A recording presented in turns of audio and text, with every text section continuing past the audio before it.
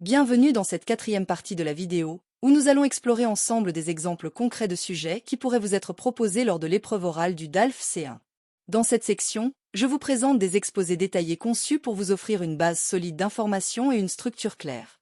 Ces exemples vous aideront à comprendre comment organiser efficacement vos idées et à développer une argumentation pertinente, tout en vous préparant aux exigences spécifiques de l'examen.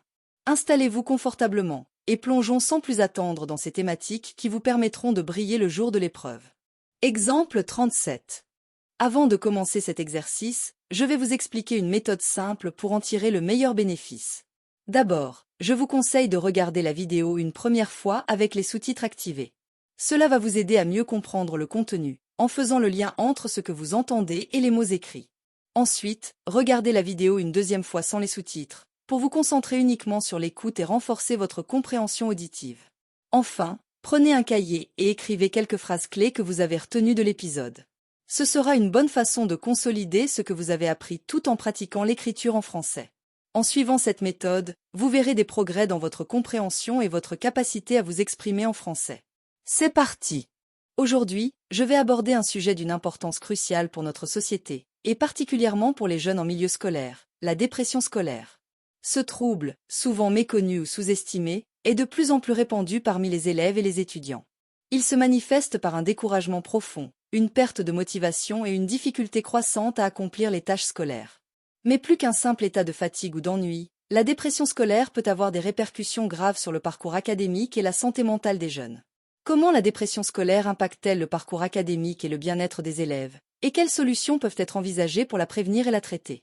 Pour répondre à cette question, je vais structurer mon propos en 3 grandes parties. Tout d'abord, nous analyserons les causes et manifestations de la dépression scolaire. Ensuite, nous discuterons des enjeux psychologiques et sociétaux que ce phénomène soulève. Enfin, nous réfléchirons aux solutions à mettre en place pour mieux prévenir et traiter la dépression scolaire. Pour commencer, il est essentiel de comprendre les causes qui peuvent mener un élève à souffrir de dépression scolaire.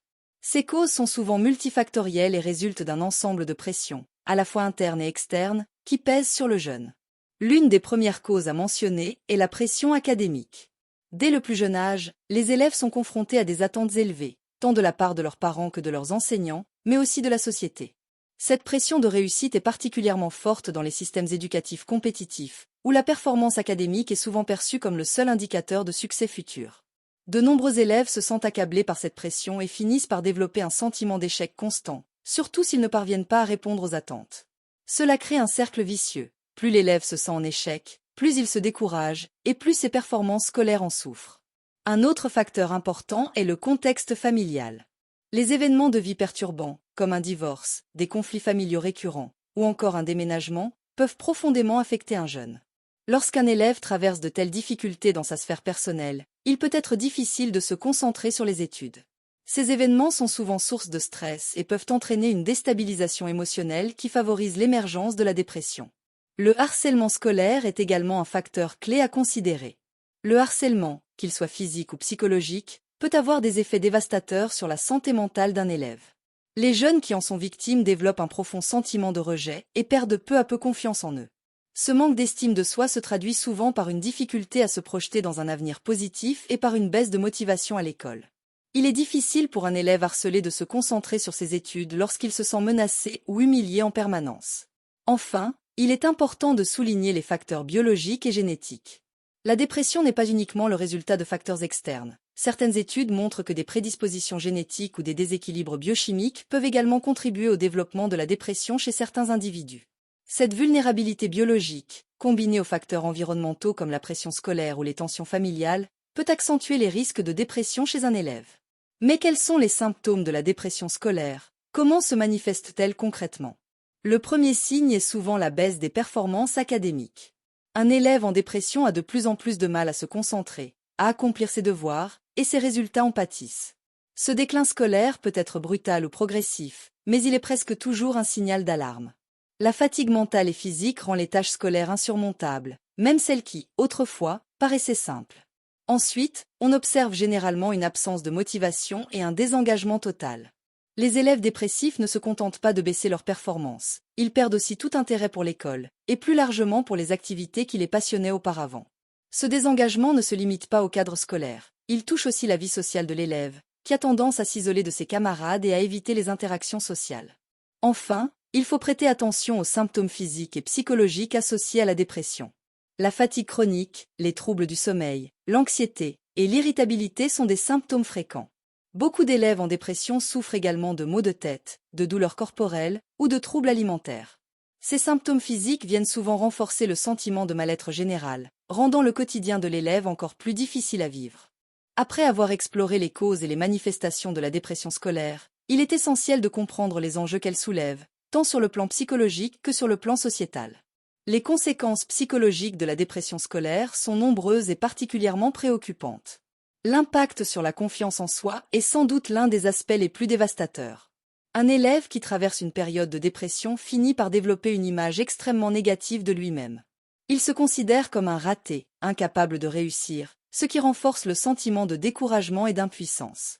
Cette faible estime de soi ne se limite pas à la sphère scolaire, mais peut déborder dans d'autres aspects de la vie personnelle et professionnelle de l'élève, bien après la fin de ses études.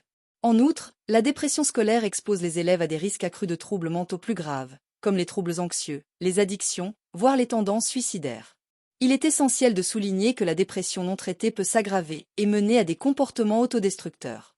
De nombreux élèves en souffrance se tournent vers des solutions temporaires pour échapper à leur mal-être, comme la consommation de substances illicites ou l'automutilation, qui ne font qu'aggraver leur état mental à long terme. Mais les conséquences de la dépression scolaire ne s'arrêtent pas aux individus. Elles affectent également la société dans son ensemble. Le premier enjeu sociétal auquel nous devons nous intéresser est celui du décrochage scolaire. Un nombre croissant d'élèves en proie à la dépression finit par quitter le système éducatif sans diplôme. En France, par exemple, des milliers de jeunes décrochent chaque année, souvent parce qu'ils ne parviennent plus à gérer la pression ou leur mal-être. Ce phénomène a des répercussions directes sur l'avenir professionnel des jeunes concernés, qui se retrouvent marginalisés sur le marché du travail. Le décrochage scolaire peut aussi entraîner une exclusion sociale. Les jeunes qui quittent l'école sans diplôme sont souvent confrontés à une précarité économique plus grande et à un risque accru de marginalisation. Ils peinent à trouver un emploi stable et peuvent se retrouver piégés dans un cycle de chômage ou de petits boulots mal payés. Cela a des conséquences non seulement pour l'individu, mais aussi pour la société, qui voit se creuser les inégalités sociales. En parallèle, la dépression scolaire constitue également une charge importante pour les systèmes de santé et d'éducation. Les écoles et les institutions doivent investir des ressources dans la prise en charge des élèves souffrant de troubles mentaux, tandis que les services de santé publique doivent répondre à une demande croissante en soins psychologiques.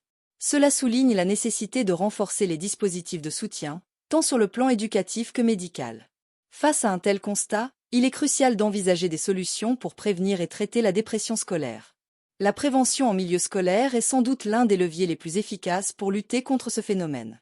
Premièrement, il est essentiel de créer un environnement scolaire bienveillant. Cela passe par des politiques de lutte contre le harcèlement, des initiatives visant à encourager l'entraide entre élèves, mais aussi par la mise en place de programmes d'éducation à la santé mentale. Les écoles doivent devenir des lieux où les élèves se sentent en sécurité, à la fois sur le plan physique et émotionnel.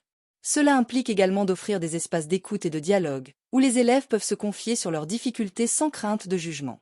Deuxièmement, la formation des enseignants et du personnel éducatif est primordiale. Former les enseignants à repérer les signes de dépression chez un élève et à y réagir de manière adaptée est essentiel pour agir rapidement. Les enseignants doivent être capables d'orienter les élèves vers les ressources appropriées, qu'il s'agisse de conseillers scolaires ou de psychologues. Une intervention précoce peut faire toute la différence et empêcher une situation de se dégrader. En parallèle, l'accompagnement psychologique des élèves en difficulté est indispensable. Il est impératif que les écoles mettent à disposition des services de soutien psychologique accessibles à tous les élèves. Cela peut inclure des consultations avec des psychologues scolaires, mais aussi des thérapies cognitivo-comportementales adaptées à chaque cas. Les groupes de soutien, où les élèves peuvent partager leurs expériences et s'entraider, constituent également un outil efficace pour lutter contre l'isolement social et la dépression. Pour les élèves en grande difficulté, la mise en place d'un suivi personnalisé peut s'avérer cruciale. Il peut s'agir de plans d'adaptation scolaire, qui permettent à l'élève de suivre un parcours aménagé, en tenant compte de ses besoins spécifiques. Cela inclut une réduction de la charge de travail, des délais prolongés pour les devoirs, ou encore des aménagements spécifiques pour les examens. Enfin, le rôle des parents et de la société est fondamental. Les parents doivent être sensibilisés aux signes avant-coureurs de la dépression chez leur enfant, et encouragés à maintenir un dialogue ouvert et bienveillant. Un environnement familial stable et soutenant peut jouer un rôle décisif dans la prévention de la dépression. Parallèlement, les politiques publiques doivent évoluer pour soutenir ces jeunes en difficulté. Il est urgent de renforcer les dispositifs d'accès aux soins de santé mentale pour les jeunes, mais aussi de revoir les systèmes éducatifs afin de réduire la pression académique excessive. Pour conclure, la dépression scolaire est un phénomène complexe, alimenté par une multitude de facteurs tels que la pression académique, les conflits familiaux ou encore le harcèlement scolaire. Elle a des conséquences graves, tant pour les élèves concernés que pour la société dans son ensemble, en entraînant notamment une augmentation du décrochage scolaire et une marginalisation accrue des jeunes. Cependant, des solutions existent. La création d'un environnement scolaire bienveillant, la formation des enseignants et la mise en place de dispositifs de soutien psychologique adaptés sont autant de pistes pour prévenir et traiter la dépression scolaire. Si nous parvenons à mieux identifier les élèves en difficulté et à leur offrir un soutien approprié, nous pouvons espérer réduire considérablement l'impact de ce trouble et permettre à chaque jeune de s'épanouir pleinement dans son parcours scolaire et personnel. Mais une question demeure. Comment les institutions scolaires et les familles peuvent-elles collaborer de manière plus étroite pour identifier, prévenir et agir rapidement face à ce phénomène? Exemple 38. Avant de commencer cet exercice, je vais vous expliquer une méthode simple pour en tirer le meilleur bénéfice. D'abord, je vous conseille de regarder la vidéo une première fois avec les sous-titres activés. Cela va vous aider à mieux comprendre le contenu, en faisant le lien entre ce que vous entendez et les mots écrits.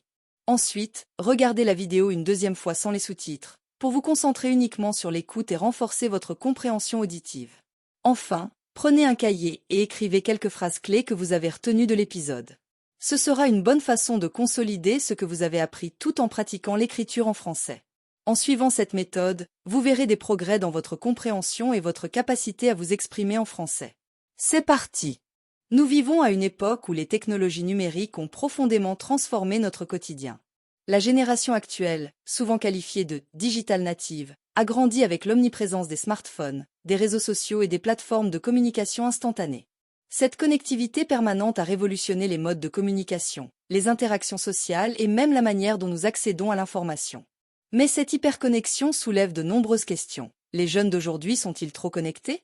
Les effets de cette surconnectivité sont-ils exclusivement positifs ou comportent-ils des risques pour la santé mentale, la vie sociale et la réussite scolaire? Cet exposé vise à explorer les avantages et les inconvénients de cette hyperconnectivité, tout en tentant de répondre à la question centrale. Les jeunes sont-ils trop connectés? Aujourd'hui, les jeunes sont immergés dans un environnement où les technologies numériques jouent un rôle central. Selon des études récentes, les adolescents passent en moyenne 4 à 6 heures par jour sur leur smartphone ou d'autres appareils numériques.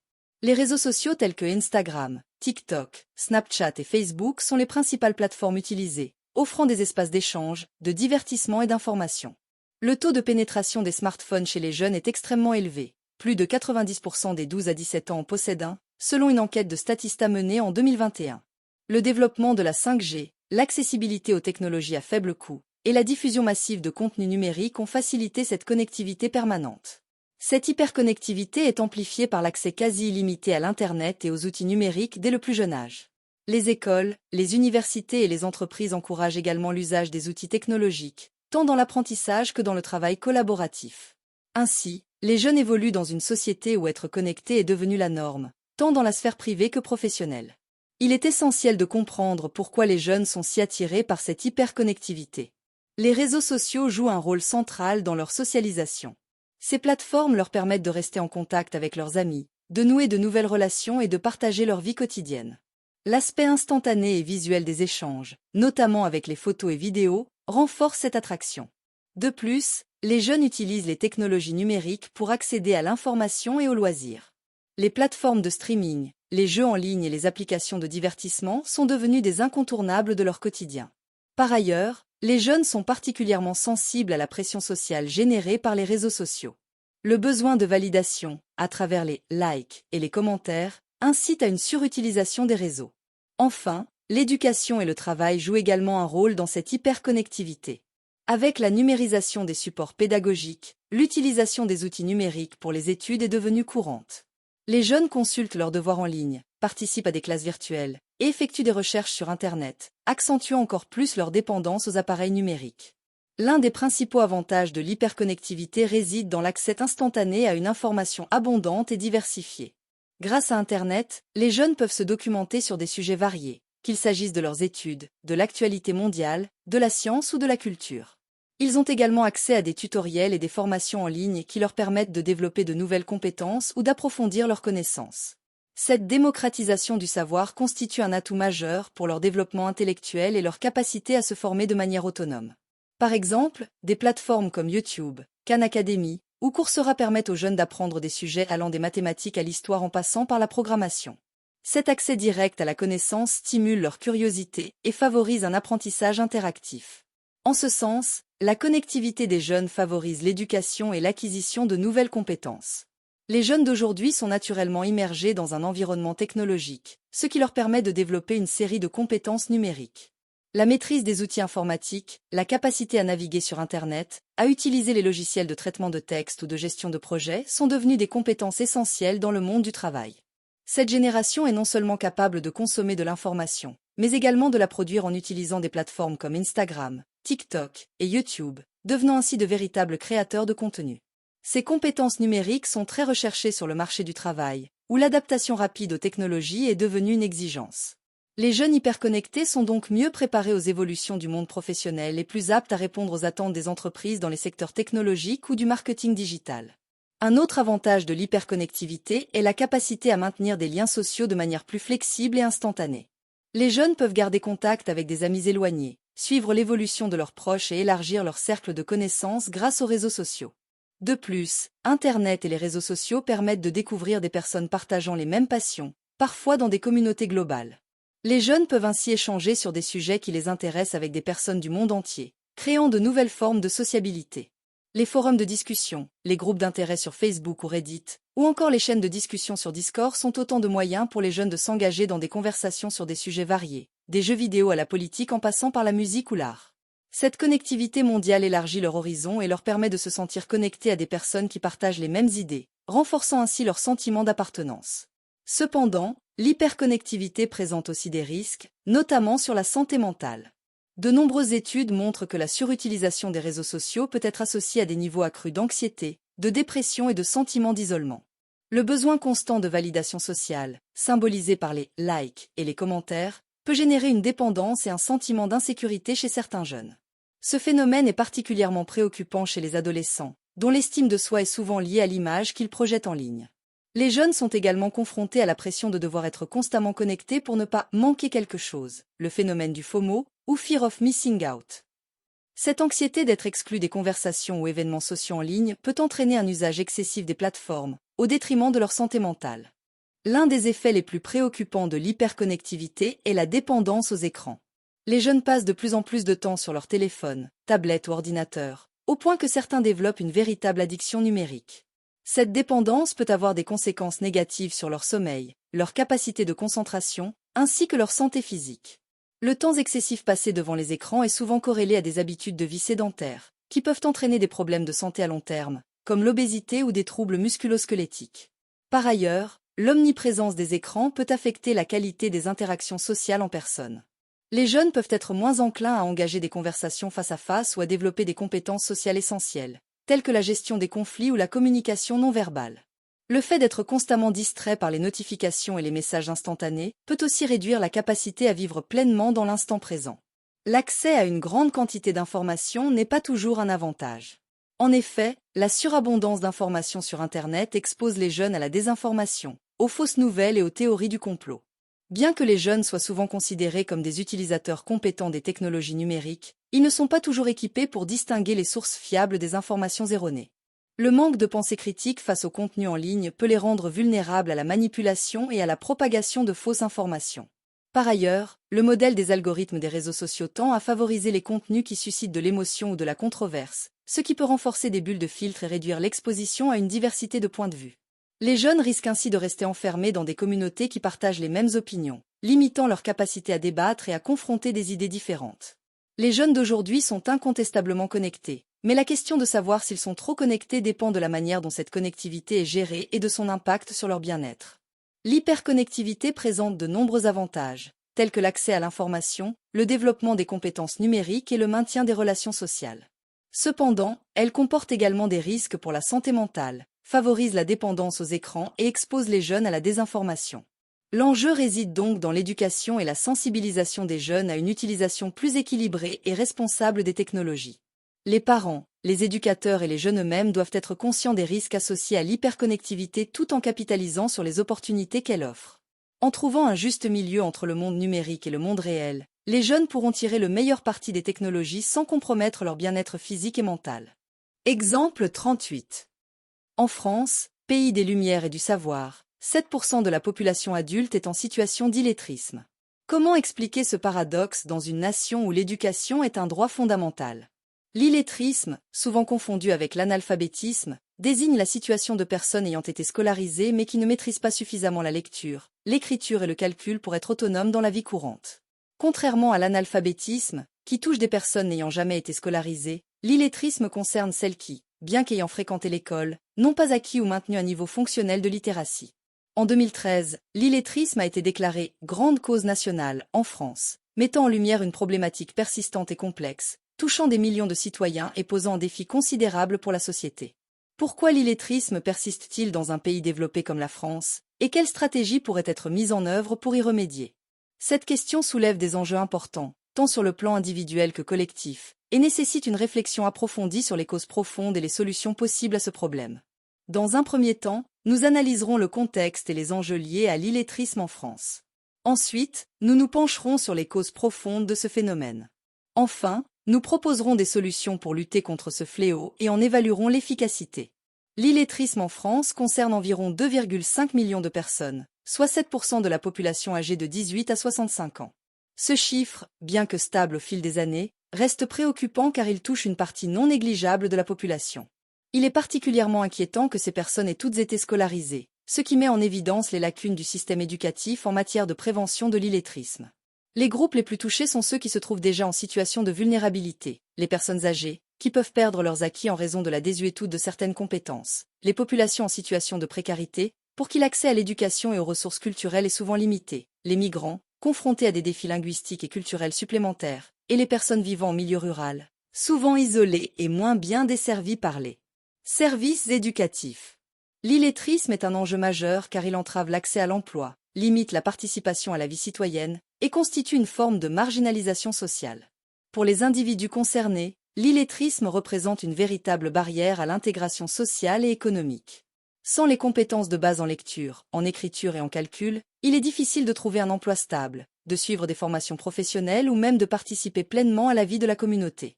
L'illettrisme a également des conséquences plus larges sur la société, notamment en freinant le développement économique. Une main-d'œuvre peu qualifiée est moins productive, ce qui peut affecter la compétitivité du pays.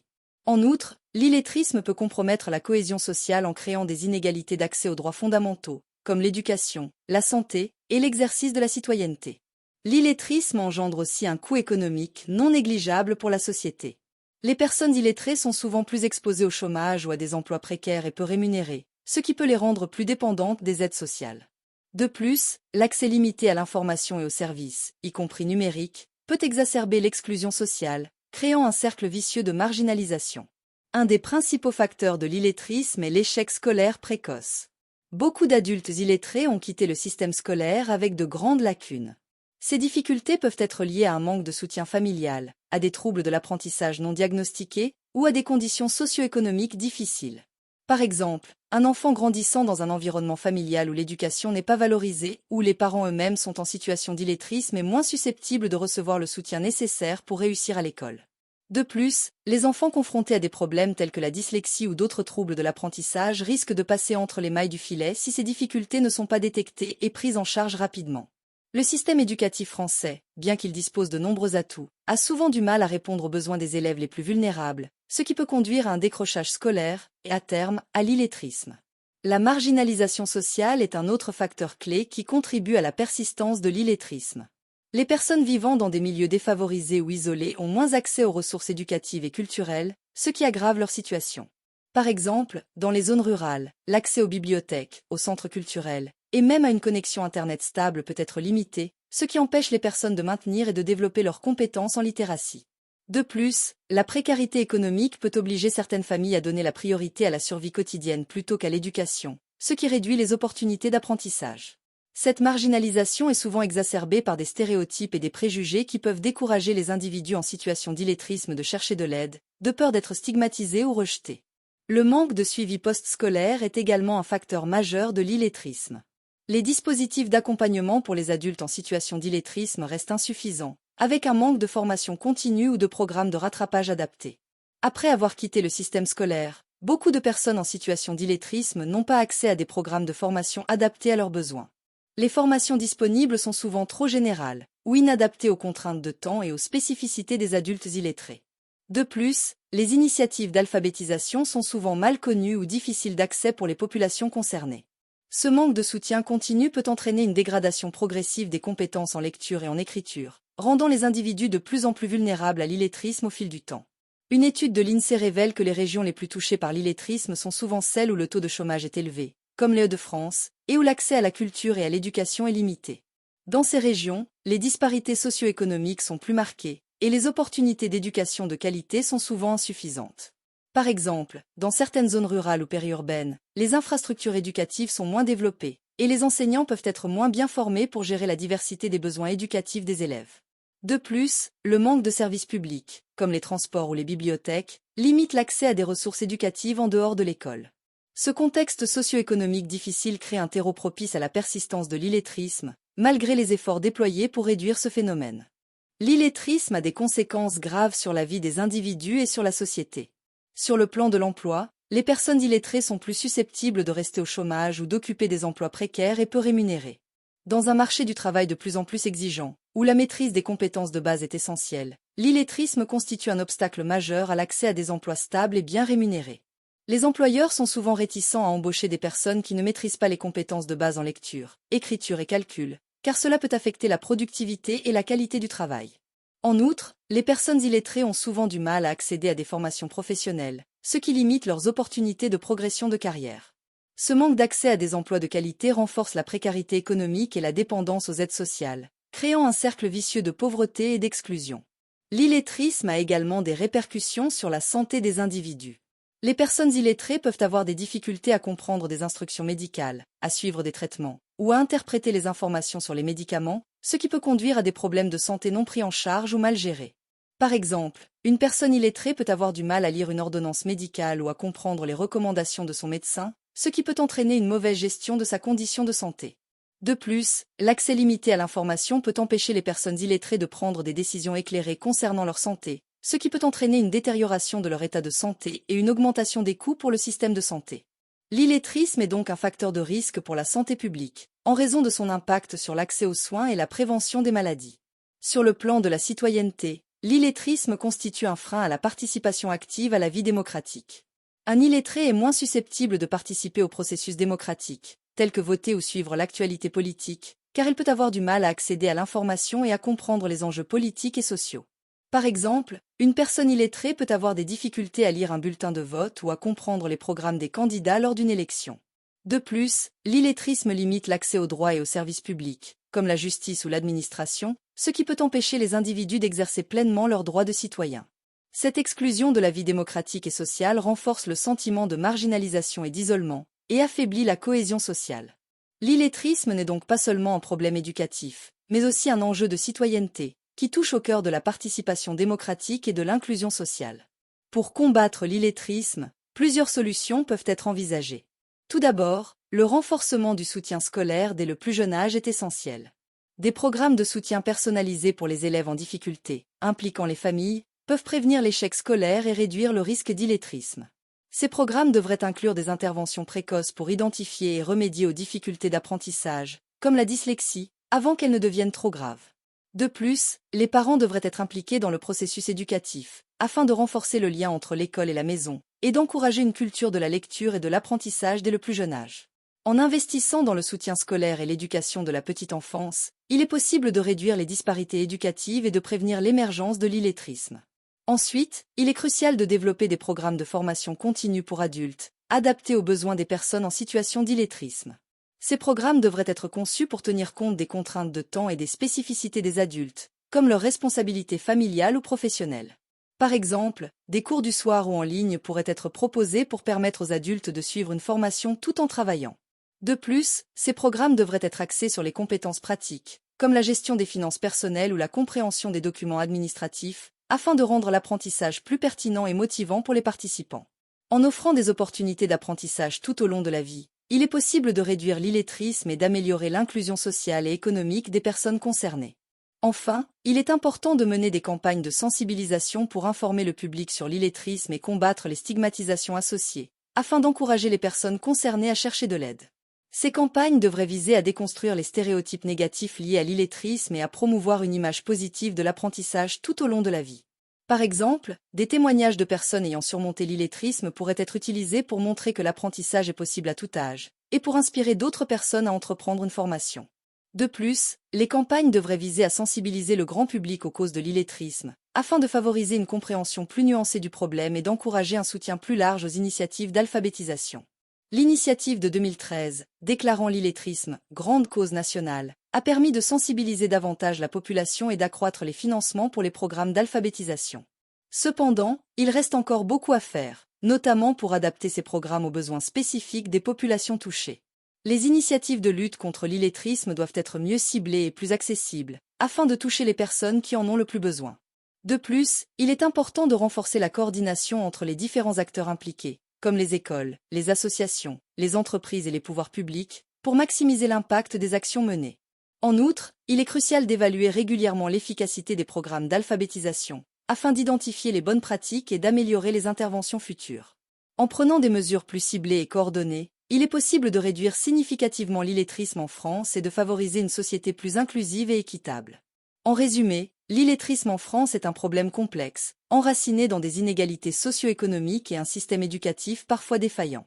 Ce phénomène touche des millions de personnes, limitant leur accès à l'emploi, à la santé et à la citoyenneté, et constituant ainsi un frein au développement économique et à la cohésion sociale.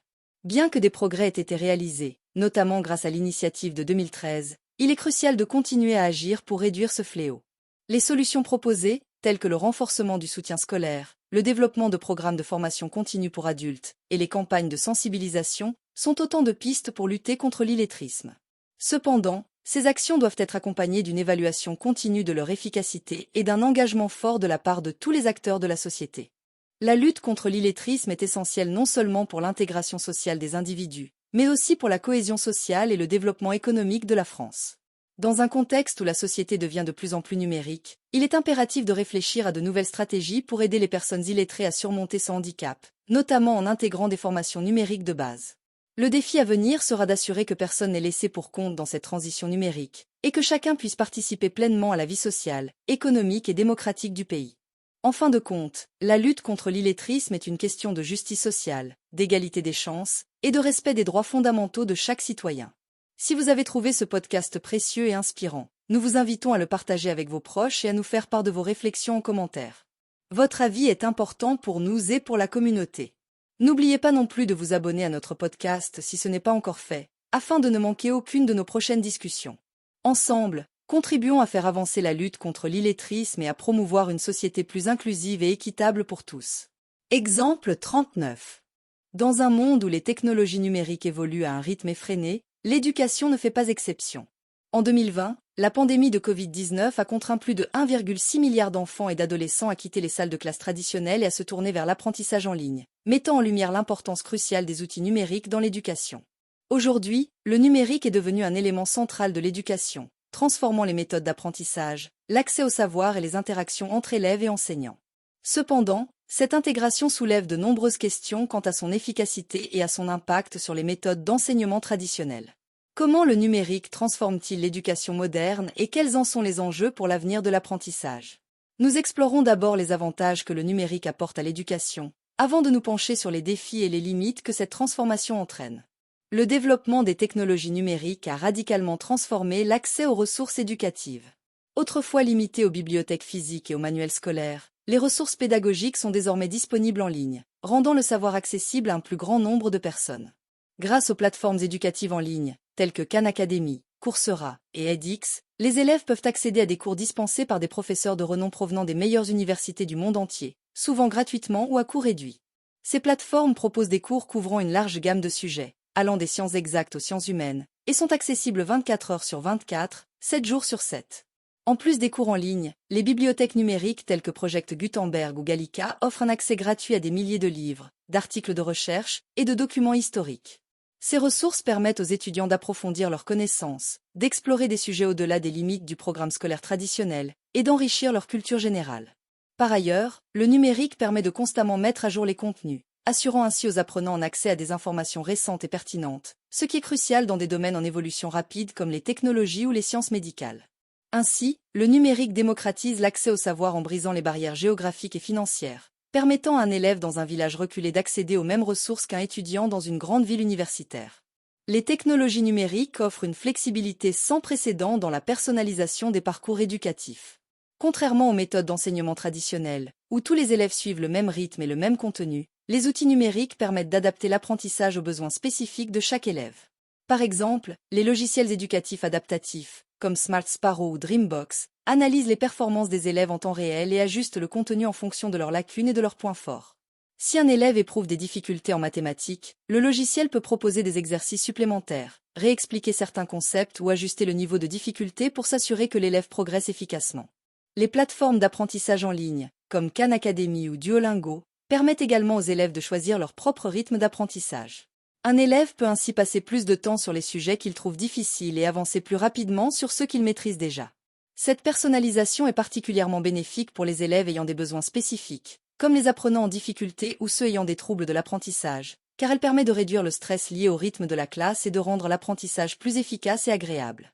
En outre, l'individualisation de l'apprentissage contribue à renforcer la motivation des élèves. En leur offrant un parcours d'apprentissage qui correspond à leurs capacités et à leurs intérêts, les technologies numériques les encouragent à devenir des apprenants autonomes et proactifs, capables de gérer leur propre éducation de manière plus efficace. Le numérique a non seulement transformé l'accès aux ressources et la personnalisation des parcours éducatifs, mais il a également révolutionné les modes d'interaction et de collaboration entre les élèves, ainsi qu'entre élèves et enseignants. Les outils collaboratifs en ligne, tels que Google Docs, Padlet ou Trello, permettent à plusieurs élèves de travailler ensemble sur un même projet en temps réel, même s'ils sont géographiquement éloignés. Ils peuvent partager des idées, rédiger des documents communs, et s'assurer que chaque membre du groupe apporte sa contribution, renforçant ainsi les compétences de travail en équipe, essentielles dans le monde professionnel. Les forums de discussion et les réseaux sociaux éducatifs, tels que Edmodo ou Moodle, offrent aux élèves un espace où ils peuvent poser des questions, partager des ressources et discuter des sujets abordés en classe, même en dehors des heures de cours. Ces plateformes facilitent également l'interaction entre les élèves et les enseignants, permettant un accompagnement plus personnalisé. Les enseignants peuvent suivre les progrès de leurs élèves, leur fournir des feedbacks immédiats et adapter leur enseignement en fonction des besoins identifiés. De plus, ces outils encouragent la communication interculturelle et l'ouverture d'esprit. Les élèves peuvent collaborer avec des pairs du monde entier sur des projets communs, participant ainsi à une véritable communauté d'apprentissage mondiale. Ce type d'interaction prépare les élèves à un environnement de travail de plus en plus globalisé, où la capacité à collaborer à distance et à comprendre des perspectives différentes est un atout majeur. Ainsi, le numérique non seulement enrichit l'apprentissage en offrant des ressources et des parcours personnalisés, mais il renforce également les compétences sociales et professionnelles des élèves en les engageant dans des interactions collaboratives et enrichissantes. L'intégration du numérique dans l'éducation a indéniablement apporté des avantages considérables, mais elle a également mis en lumière une réalité préoccupante, les inégalités d'accès aux technologies. Dans de nombreux pays, et même au sein de pays développés, l'accès à Internet, aux ordinateurs ou aux tablettes reste inégalement réparti. Dans certaines régions rurales ou dans des quartiers défavorisés, les infrastructures nécessaires, telles qu'une connexion Internet stable ou des équipements informatiques, sont souvent inexistantes ou inadéquates. Cela crée ce que l'on appelle une fracture numérique, qui risque d'accentuer les inégalités sociales et éducatives. Les élèves qui n'ont pas accès aux outils numériques sont désavantagés par rapport à leurs pairs qui bénéficient d'un accès régulier à ces technologies. Cela se traduit par une différence de performance scolaire, car les élèves ayant un accès limité au numérique peuvent avoir plus de difficultés à suivre les cours en ligne, à réaliser des recherches ou à soumettre leurs devoirs via des plateformes numériques. En période de crise, comme lors de la pandémie de Covid-19, cette fracture numérique a eu des conséquences encore plus graves, empêchant des millions d'élèves de poursuivre leur scolarité normalement. Même dans les pays développés, où l'accès à la technologie est généralement plus répandu, des inégalités persistent. Par exemple, dans les foyers à faible revenu, les familles peuvent ne pas avoir les moyens d'acheter plusieurs appareils pour chaque enfant, obligeant les élèves à partager un seul ordinateur pour suivre leurs cours, ce qui peut nuire à leur apprentissage. Ces inégalités technologiques ne se limitent pas seulement aux ressources matérielles, mais incluent également les compétences numériques. Certains élèves, notamment ceux issus de milieux défavorisés, manquent des compétences nécessaires pour utiliser efficacement les outils numériques, ce qui peut entraver leur réussite scolaire.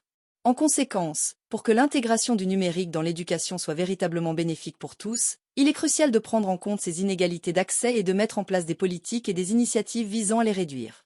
Cela pourrait inclure des investissements dans les infrastructures technologiques dans les zones défavorisées, des programmes de formation aux compétences numériques pour les élèves et les enseignants, et des initiatives pour fournir des équipements à ceux qui en ont besoin. L'intégration massive du numérique dans l'éducation a également engendré une dépendance accrue aux technologies, ce qui peut avoir des effets négatifs sur l'apprentissage et le développement des élèves. L'un des risques majeurs est que les élèves deviennent trop dépendants des outils numériques pour résoudre les problèmes et accomplir leurs tâches scolaires. Au lieu de développer leur capacité de réflexion critique et d'analyse, ils peuvent se contenter de rechercher des réponses toutes faites en ligne ou de se fier à des logiciels pour effectuer des calculs ou corriger des erreurs grammaticales. Cette dépendance peut nuire à leur autonomie et à leur capacité à penser de manière indépendante. Par exemple, l'utilisation excessive de correcteurs automatiques ou de traducteurs en ligne peut empêcher les élèves de développer des compétences linguistiques essentielles, comme la grammaire, l'orthographe ou la construction de phrases. De même, le recours constant à des calculatrices ou à des logiciels pour résoudre des problèmes mathématiques peut limiter leur compréhension des concepts fondamentaux. En outre, la surutilisation des technologies numériques peut avoir des conséquences sur la santé et le bien-être des élèves. L'exposition prolongée aux écrans, que ce soit pour les cours en ligne, les devoirs ou les loisirs, peut entraîner des problèmes de santé tels que la fatigue oculaire, les maux de tête et les troubles du sommeil.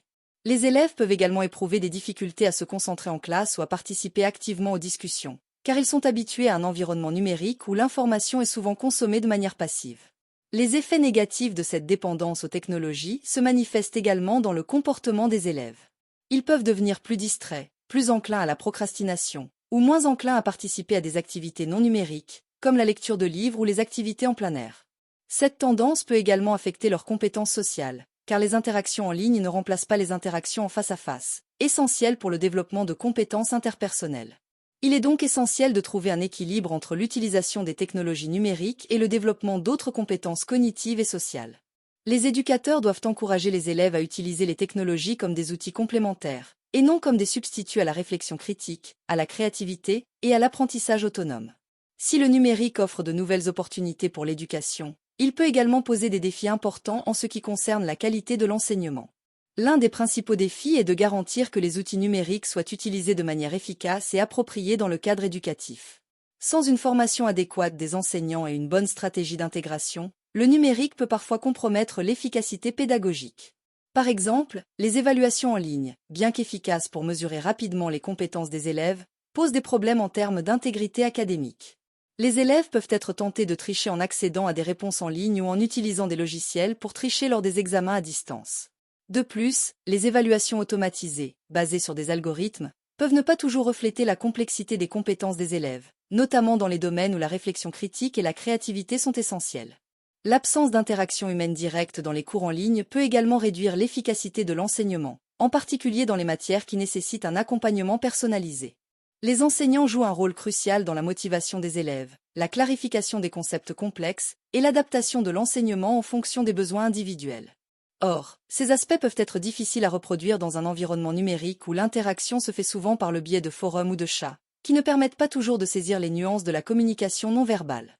Enfin, la surcharge d'informations disponibles en ligne peut également être un obstacle à la qualité de l'enseignement. Les élèves peuvent être submergés par la quantité de contenu disponible et avoir du mal à distinguer les sources fiables des informations erronées ou biaisées. Cela peut conduire à une confusion ou à une mauvaise compréhension des sujets étudiés. Pour maximiser les avantages du numérique tout en préservant la qualité de l'enseignement, il est donc crucial de former les enseignants à l'utilisation des technologies, de développer des stratégies pédagogiques adaptées et de mettre en place des mécanismes pour garantir l'intégrité académique. Il est également important de continuer à valoriser l'interaction humaine dans l'apprentissage, en trouvant des moyens d'intégrer le numérique sans pour autant se substituer à l'enseignement traditionnel. Face à ces constats, il est clair que le numérique possède un potentiel immense pour améliorer l'éducation, mais ce potentiel ne peut être pleinement réalisé que si les technologies sont utilisées de manière réfléchie et équitable. L'intégration du numérique dans l'éducation doit aller de pair avec des efforts concertés pour réduire les inégalités d'accès, former les enseignants aux nouvelles méthodes pédagogiques et surveiller l'impact des technologies sur l'apprentissage et le développement des élèves. Seule une approche équilibrée et inclusive permettra de maximiser les avantages du numérique tout en minimisant ses effets indésirables. Pour garantir que l'intégration du numérique dans l'éducation soit bénéfique pour tous, il est crucial de continuer à explorer comment les systèmes éducatifs peuvent non seulement adopter ces technologies, mais aussi les adapter aux besoins de chaque élève et enseignant. Il est essentiel de réfléchir à la manière dont nous pouvons former les enseignants pour qu'ils utilisent efficacement ces outils tout en préservant la qualité de l'enseignement. De plus, il est urgent de s'attaquer aux inégalités d'accès pour que chaque élève, quel que soit son milieu socio-économique, puisse bénéficier des avantages du numérique. Ainsi, une question fondamentale se pose. Comment pouvons-nous garantir une éducation de qualité pour tous dans un monde de plus en plus marqué par la technologie numérique? Cette question mérite une attention continue et un engagement collectif pour assurer que le numérique devienne un véritable levier de réussite éducative pour tous les élèves, sans exception. Exemple 40. Avant de commencer cet exercice, je vais vous expliquer une méthode simple pour en tirer le meilleur bénéfice. D'abord, je vous conseille de regarder la vidéo une première fois avec les sous-titres activés. Cela va vous aider à mieux comprendre le contenu, en faisant le lien entre ce que vous entendez et les mots écrits. Ensuite, regardez la vidéo une deuxième fois sans les sous-titres, pour vous concentrer uniquement sur l'écoute et renforcer votre compréhension auditive. Enfin, prenez un cahier et écrivez quelques phrases clés que vous avez retenues de l'épisode. Ce sera une bonne façon de consolider ce que vous avez appris tout en pratiquant l'écriture en français. En suivant cette méthode, vous verrez des progrès dans votre compréhension et votre capacité à vous exprimer en français. C'est parti! Saviez-vous que, selon un rapport de l'UNESCO, plus de 1,5 milliard d'élèves à travers le monde ont été touchés par la transition vers l'apprentissage en ligne pendant la pandémie de Covid-19? Cette transition rapide a mis en lumière les avantages et les défis de l'enseignement numérique comme jamais auparavant.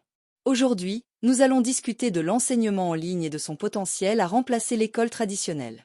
Ce sujet est devenu particulièrement pertinent à la lumière des récents changements globaux dans le domaine de l'éducation. La question centrale que nous aborderons est la suivante. L'enseignement en ligne peut-il réellement remplacer l'école traditionnelle? Ou est-ce que cette forme d'éducation numérique présente des limites qui nécessitent la présence irremplaçable de l'école physique? Pour répondre à cette question, nous examinerons d'abord les avantages de l'enseignement en ligne, tels que la flexibilité, l'accessibilité et l'innovation technologique. Ensuite, nous analyserons les inconvénients associés, notamment le manque d'interaction sociale, les inégalités d'accès et les défis de l'engagement des élèves.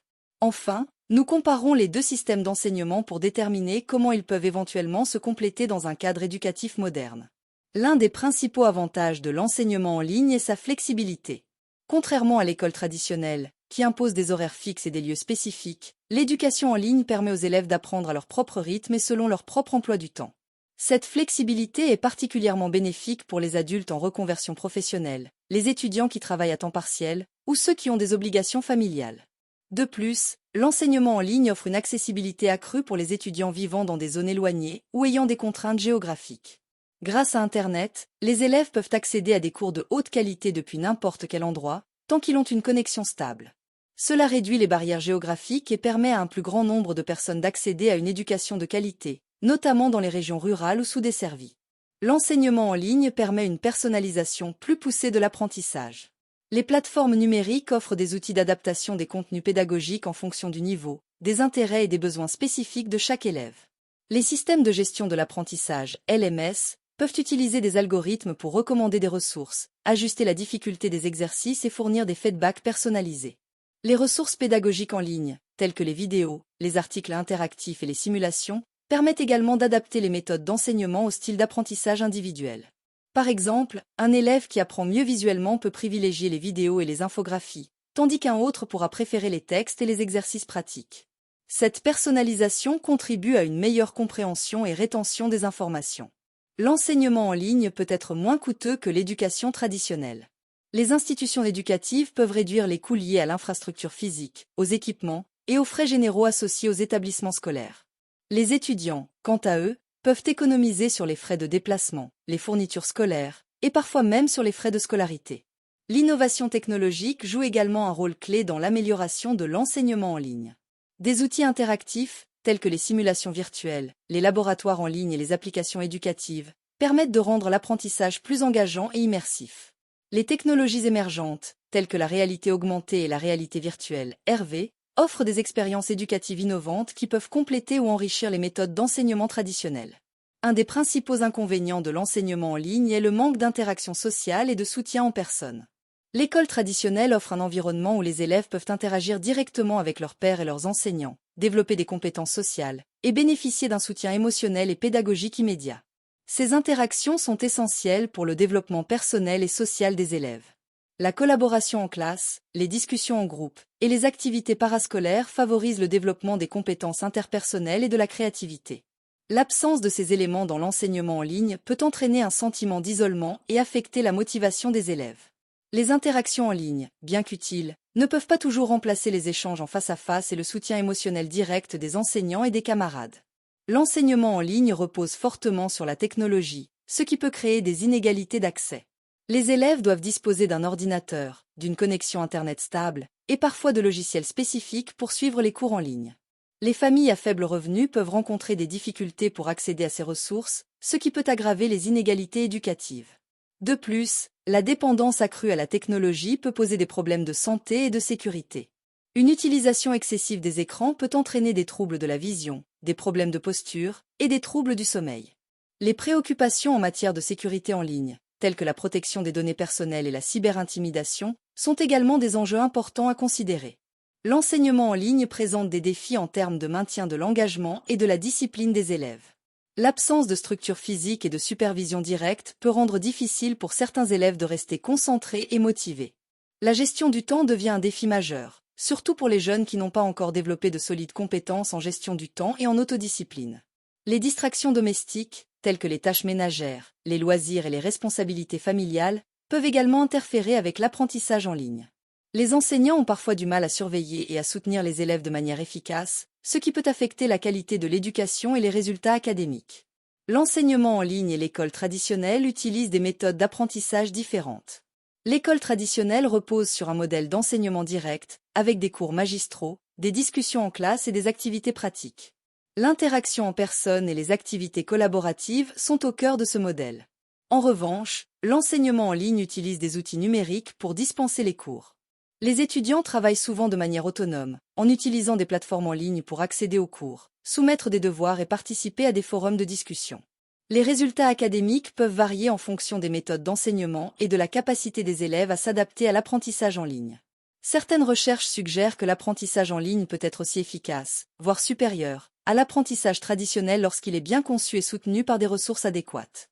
Bien que l'apprentissage tout au long de la vie soit reconnu comme un impératif, il existe plusieurs obstacles à sa mise en œuvre généralisée.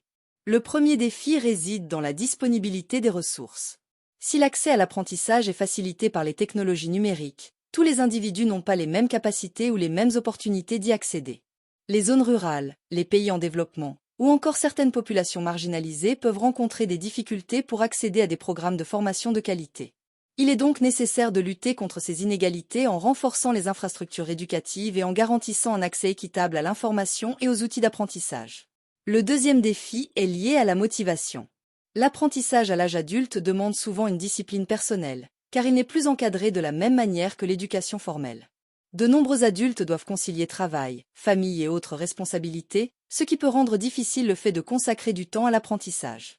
Il est donc crucial de développer des stratégies qui encouragent l'engagement et la persévérance dans les parcours de formation continue, tels que la reconnaissance des acquis de l'expérience, VAE, ou la mise en place de dispositifs de mentorat. Enfin, il existe un défi institutionnel. Les systèmes éducatifs traditionnels, souvent rigides et axés sur les diplômes, doivent être repensés pour s'adapter aux nouvelles réalités. Il est nécessaire de développer des cursus plus flexibles, modulaires et personnalisés, qui répondent mieux aux besoins des apprenants tout au long de leur vie. Les partenariats entre les entreprises, les universités et les gouvernements jouent un rôle clé dans cette transformation. L'apprentissage tout au long de la vie est devenu une nécessité dans le monde d'aujourd'hui, tant pour des raisons professionnelles que personnelles. Face aux mutations constantes du marché du travail, aux progrès technologiques rapides et aux dynamiques globalisées, les individus et les organisations doivent développer une agilité cognitive qui leur permette de s'adapter en permanence. De plus, l'apprentissage continu est un vecteur d'épanouissement personnel et de bien-être, contribuant au développement d'une société plus équitable et inclusive. Toutefois, pour que l'apprentissage tout au long de la vie devienne une réalité pour tous, des efforts doivent être déployés pour surmonter les obstacles liés à l'accès, à la motivation et aux systèmes éducatifs traditionnels. L'accessibilité et l'équité sont des préoccupations majeures lorsqu'il s'agit de comparer l'enseignement en ligne à l'école traditionnelle. L'école traditionnelle offre un environnement structuré et accessible pour tous les élèves, indépendamment de leur situation géographique ou socio-économique. Les écoles sont souvent conçues pour répondre aux besoins des élèves de manière équitable, avec des programmes de soutien et des ressources pour les étudiants en difficulté. L'enseignement en ligne, bien qu'il offre des avantages en termes de flexibilité, peut exacerber les inégalités si les ressources technologiques et l'accès à Internet ne sont pas uniformément disponibles.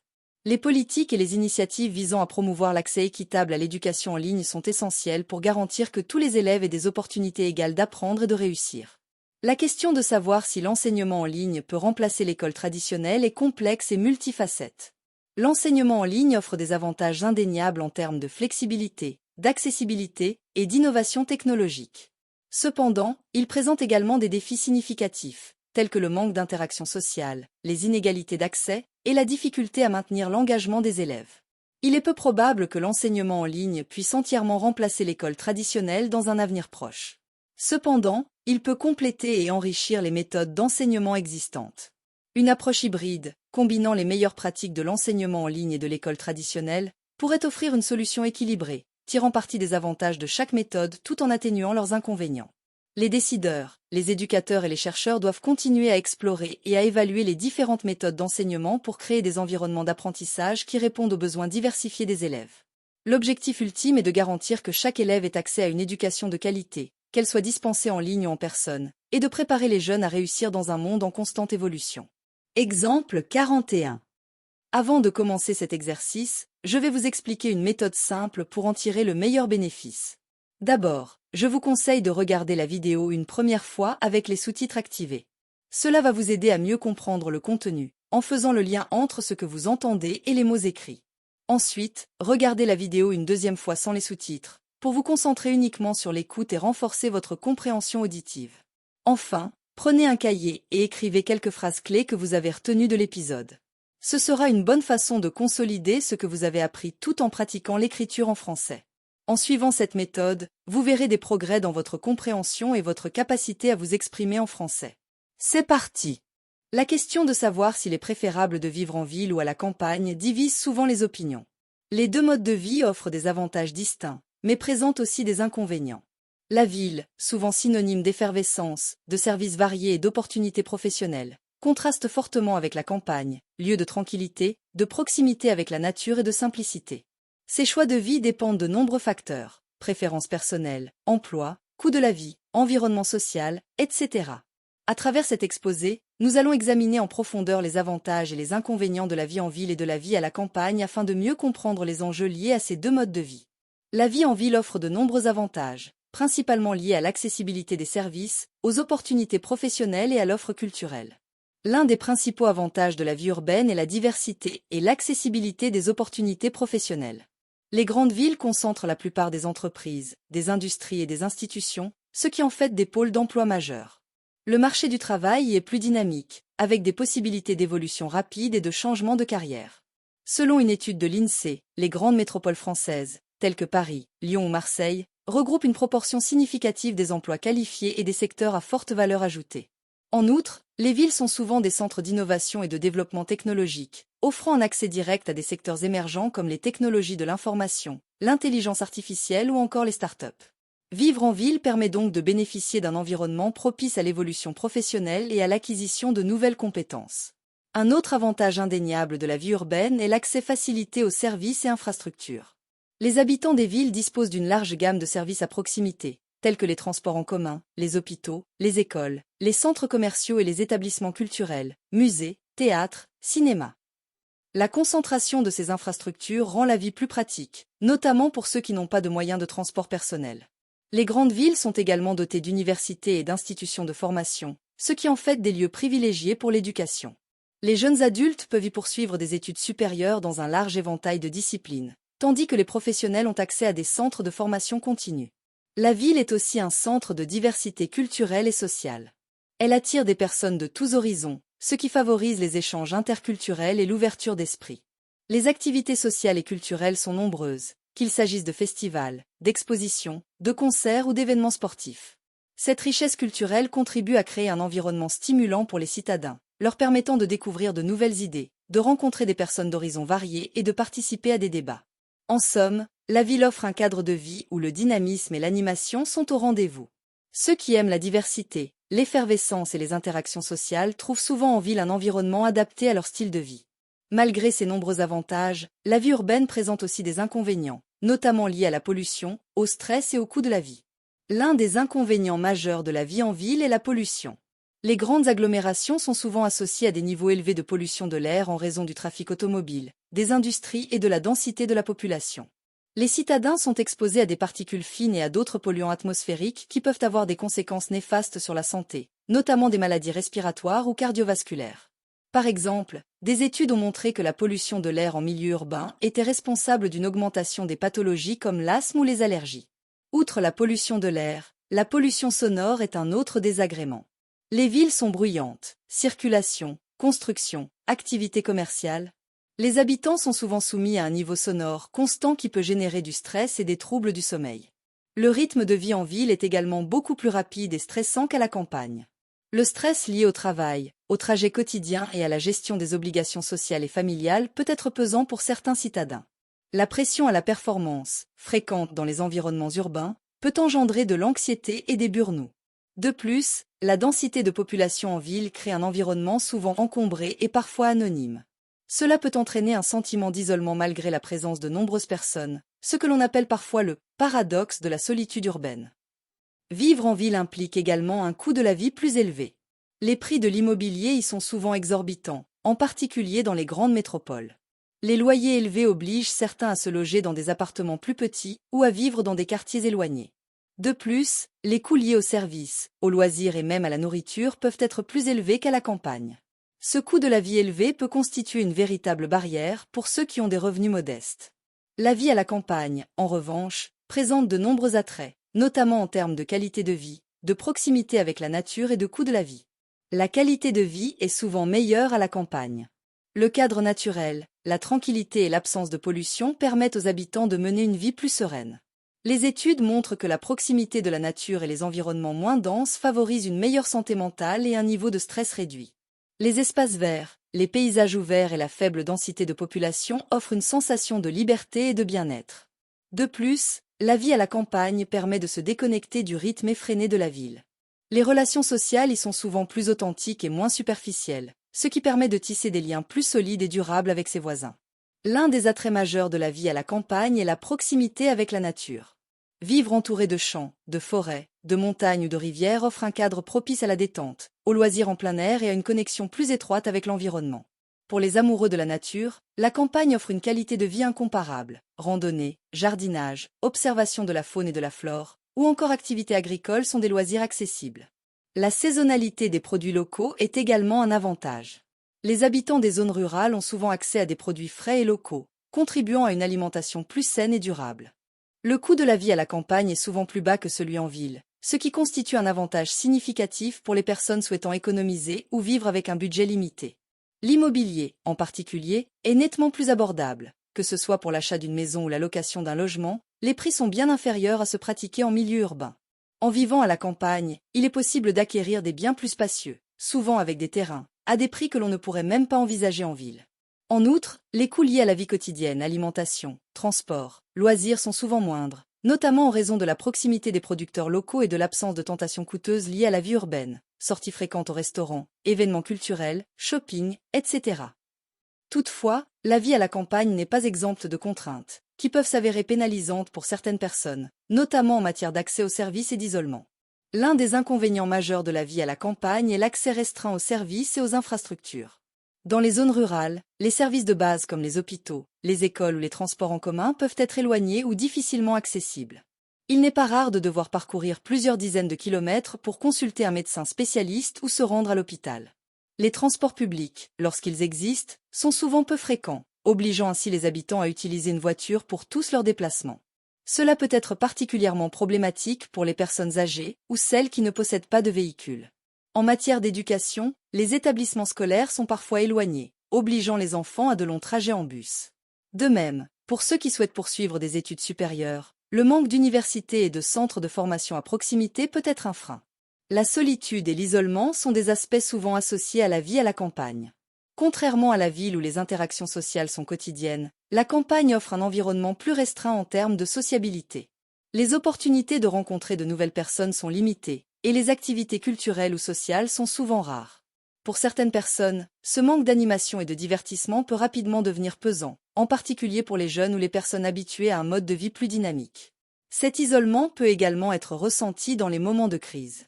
Par exemple, en cas de problème de santé ou d'urgence, le temps de réaction des services de secours peut être plus long, et l'accès aux soins immédiats est souvent plus difficile. Enfin, la vie à la campagne offre moins d'opportunités professionnelles que la ville.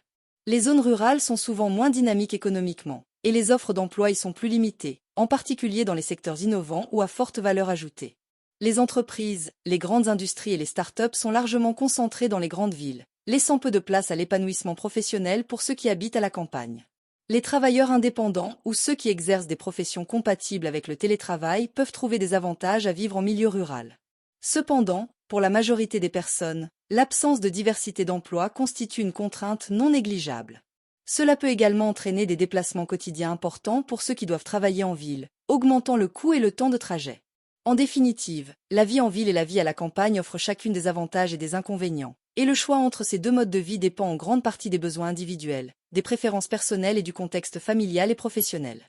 La ville se distingue par son dynamisme, ses opportunités professionnelles et la diversité des services et infrastructures. Elle est idéale pour ceux qui recherchent une vie active, riche en interactions sociales et en stimulation intellectuelle. Cependant, elle peut aussi être stressante, coûteuse et exposée à des niveaux élevés de pollution. En revanche, la campagne offre un cadre de vie plus serein, avec une meilleure qualité de vie et une proximité avec la nature qui favorise le bien-être. Le coût de la vie y est plus abordable, mais les opportunités professionnelles et l'accès aux services essentiels y sont plus limités. Pour ceux qui recherchent la tranquillité, une connexion avec la nature et un rythme de vie plus lent, la campagne peut être un choix attrayant. Le choix entre la vie en ville et la vie à la campagne dépend donc des préférences personnelles et des priorités de chacun. Pour certains, l'effervescence de la ville est un atout, tandis que pour d'autres, la quiétude de la campagne est irremplaçable. Quelle que soit la décision, l'essentiel est de trouver un environnement qui corresponde à ses valeurs, ses besoins et son bien-être. Exemple 42. Avant de commencer cet exercice, je vais vous expliquer une méthode simple pour en tirer le meilleur bénéfice. D'abord, je vous conseille de regarder la vidéo une première fois avec les sous-titres activés. Cela va vous aider à mieux comprendre le contenu, en faisant le lien entre ce que vous entendez et les mots écrits. Ensuite, regardez la vidéo une deuxième fois sans les sous-titres, pour vous concentrer uniquement sur l'écoute et renforcer votre compréhension auditive. Enfin, prenez un cahier et écrivez quelques phrases clés que vous avez retenues de l'épisode. Ce sera une bonne façon de consolider ce que vous avez appris tout en pratiquant l'écriture en français.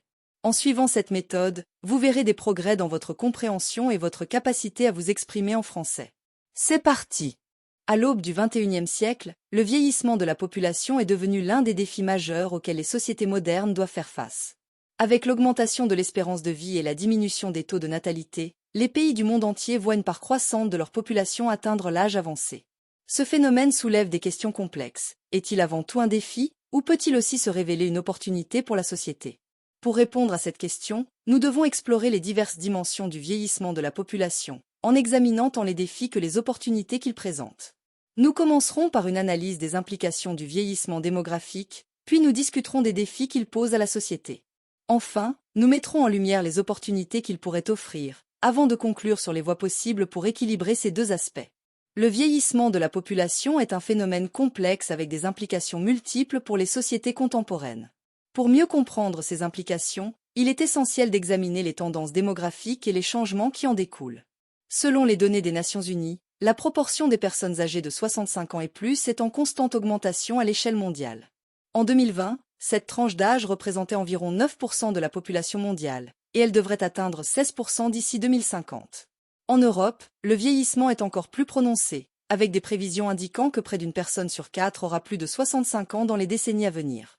Ce phénomène est dû à deux principaux facteurs, l'augmentation de l'espérance de vie et la baisse des taux de natalité. Les avancées médicales et les améliorations des conditions de vie ont permis aux gens de vivre plus longtemps, tandis que les changements sociaux et économiques ont conduit à des familles plus petites et à des taux de natalité plus faibles. Le vieillissement de la population entraîne plusieurs changements socio-économiques significatifs. Tout d'abord, il modifie la structure de la main-d'œuvre. Avec une population vieillissante, le nombre de personnes en âge de travailler diminue, ce qui peut entraîner une pénurie de main-d'œuvre et une pression accrue sur les systèmes de sécurité sociale. De plus, le vieillissement démographique modifie les besoins et les attentes des consommateurs. Les personnes âgées représentent une part croissante du marché, ce qui peut influencer les industries liées à la santé, aux loisirs et aux services aux personnes âgées. Les entreprises doivent s'adapter à ces nouvelles réalités en proposant des produits et services qui répondent aux besoins spécifiques de cette population croissante. L'augmentation du nombre de personnes âgées a un impact direct sur les systèmes de santé et de retraite. Les personnes âgées ont généralement des besoins de santé plus importants et plus fréquents, ce qui entraîne une augmentation des coûts pour les systèmes de santé publics et privés. Selon une étude de l'Organisation mondiale de la santé, OMS, les dépenses de santé par habitant augmentent avec l'âge, ce qui exerce une pression supplémentaire sur les budgets nationaux. Les systèmes de retraite, quant à eux, doivent faire face à un nombre croissant de retraités par rapport au nombre de travailleurs actifs. Cela peut entraîner des déséquilibres financiers, nécessitant des réformes pour garantir la durabilité des systèmes de pension à long terme. Les pays doivent trouver des moyens pour réformer ces systèmes afin de les rendre plus soutenables face à une population vieillissante. Le vieillissement de la population pose plusieurs défis majeurs que les sociétés doivent surmonter pour garantir leur bien-être et leur cohésion sociale. L'un des défis les plus pressants est le financement des systèmes de retraite et de sécurité sociale. Avec une population vieillissante, les dépenses pour les pensions augmentent, tandis que les recettes issues des cotisations des travailleurs diminuent. Les gouvernements doivent trouver des solutions pour équilibrer ces systèmes, telles que l'augmentation des cotisations, la diminution des prestations ou l'augmentation de l'âge de la retraite. Ces ajustements peuvent être impopulaires et poser des défis politiques importants. De plus, la pénurie de main-d'œuvre est une autre préoccupation économique majeure. La diminution de la population active peut ralentir la croissance économique et affecter la compétitivité des entreprises. Les politiques de soutien à l'emploi des personnes âgées et les initiatives pour attirer les jeunes dans des secteurs en pénurie peuvent aider à atténuer cet impact. Le vieillissement de la population entraîne également des défis sociaux importants. La solidarité intergénérationnelle est mise à l'épreuve alors que les jeunes générations doivent soutenir une proportion croissante de personnes âgées. Les tensions entre les générations peuvent se renforcer, notamment en ce qui concerne les allocations de ressources publiques et les priorités budgétaires. Par ailleurs, la qualité de vie des personnes âgées est une préoccupation croissante. Les personnes âgées peuvent faire face à l'isolement social, à la précarité financière et à des conditions de santé dégradées. Il est crucial de développer des politiques et des services pour améliorer leur qualité de vie, tels que des services de soins à domicile, des programmes de prévention des maladies et des initiatives pour promouvoir l'inclusion sociale. Le vieillissement de la population entraîne également des défis importants pour les systèmes de santé. Les personnes âgées ont des besoins de santé complexes et multiples, nécessitant une approche coordonnée et intégrée des soins. Les maladies chroniques, les troubles cognitifs et les besoins en soins de longue durée augmentent avec l'âge, ce qui exerce une pression sur les infrastructures de soins. Il est nécessaire d'investir dans les services de santé gériatrique et dans la formation des professionnels de santé pour répondre efficacement aux besoins des personnes âgées. Les politiques de prévention et de promotion de la santé doivent également être renforcées pour aider à maintenir la santé et l'autonomie des personnes âgées le plus longtemps possible.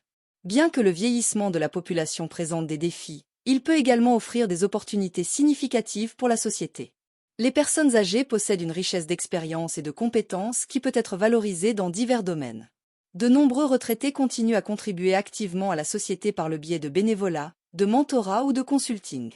Cette expérience peut être mise à profit dans des rôles de mentorat pour les jeunes, dans des initiatives communautaires ou dans des projets de recherche.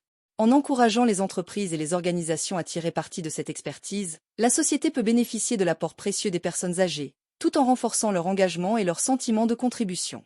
Le vieillissement de la population crée de nouvelles opportunités de marché.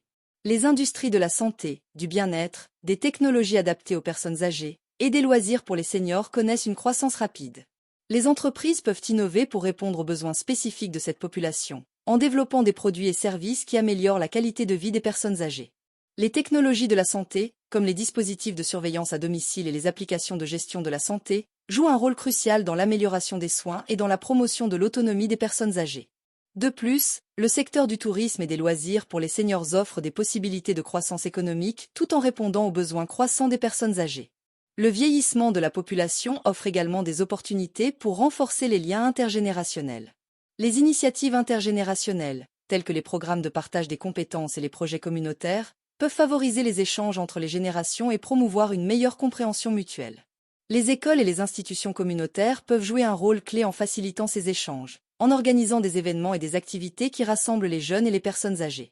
Ces interactions peuvent enrichir les expériences de vie de toutes les générations et contribuer à une société plus cohésive. Le vieillissement de la population représente à la fois un défi et une opportunité pour la société. Les défis liés au système de retraite, à la main-d'œuvre et aux soins de santé sont significatifs et nécessitent des réponses politiques et économiques adaptées. Cependant, ces défis sont contrebalancés par les opportunités offertes par l'expérience des personnes âgées, l'innovation dans les secteurs liés à la santé, aux technologies et aux services adaptés, ainsi que le potentiel de renforcer les liens intergénérationnels. Le vieillissement peut devenir un levier de croissance et de solidarité si les gouvernements, les entreprises et la société civile agissent de manière concertée. L'adaptation des politiques publiques pour une meilleure prise en charge des seniors, le soutien à l'emploi des personnes âgées et la valorisation des compétences des aînés sont autant de moyens pour transformer ce phénomène en une opportunité durable.